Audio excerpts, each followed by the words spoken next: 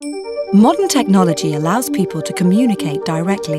Voice and video calls, emails, pictures and instant messages travel directly from A to B, maintaining trust between individuals no matter how far apart they are. When it comes to money, people have to trust a third party to be able to complete a transaction. Blockchain technology is challenging the status quo in a radical way.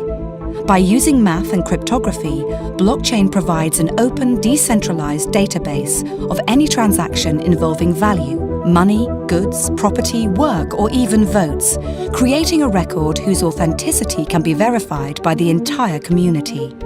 The future global economy will move towards one of distributed property and trust, where anyone with access to the internet can get involved in blockchain-based transactions, and third-party trust organizations may no longer be necessary. The uses of blockchain technology are endless. Some expect that in less than 10 years it will be used to collect taxes. It will make it easier for immigrants to send money back to countries where access to financial institutions is limited. Financial fraud will be significantly reduced, as every transaction will be recorded on a public and distributed ledger, which will be accessible by anyone who has an internet connection. Think of it as wills and contracts that execute themselves, or dated proof of existence for ideas, much like a patent.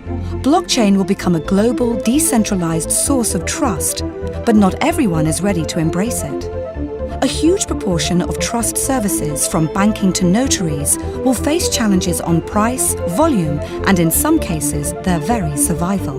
Public authorities could find it more and more difficult to enforce traditional financial regulations due to the new possibilities offered by the Bitcoin network to bypass traditional financial intermediaries.